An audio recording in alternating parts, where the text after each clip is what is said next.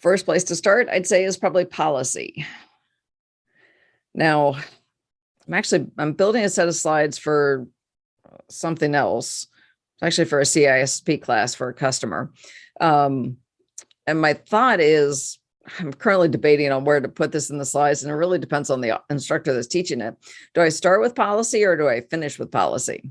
So we could talk about encryption and identity and access management, and then go and say, well, okay, now you got to build your policy based on all those decisions.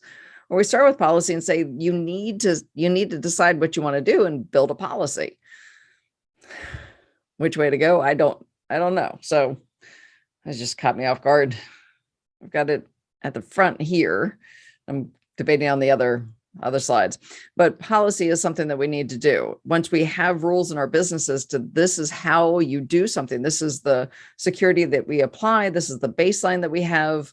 We always do multi-factor authentication. We always encrypt, or we always encrypt in transit, or, whatever our answers are, it's got to go in the policy.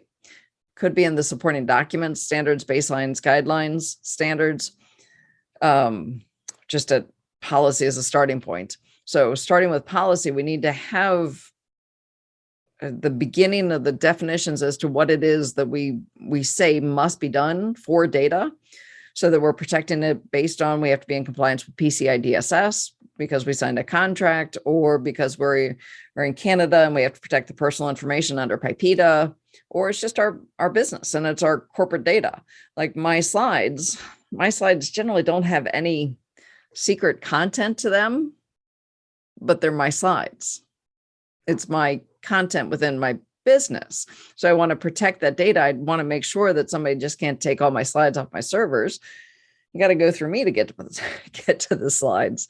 You come to class, I actually give you a copy of the slides, which you're not supposed to share with anybody else.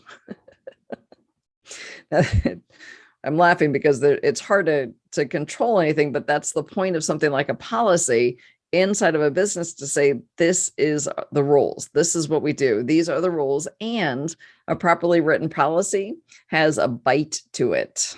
If you don't follow the policy, if you don't do what you're supposed to do according to policy, things can happen. Like you could lose your job, or you could lose some pay, or you could lose some particular privilege, or I don't know what that means specifically. It depends on the business and such, but policy should be written with consequences.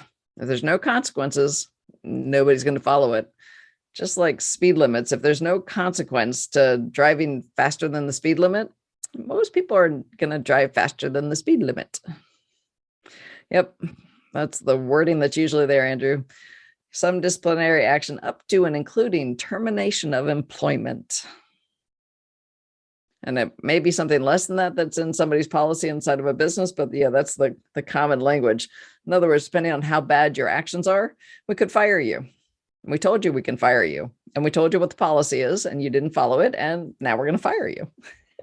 And then there's a whole side topic with that we're not going into, with what kind of documentation do you have to prove that somebody wasn't following before you can, yeah, exactly, Tanya. So, but what kind of sanctions can you put somebody through? You have to have the proof of it. It's a whole side topic. Not going there right now.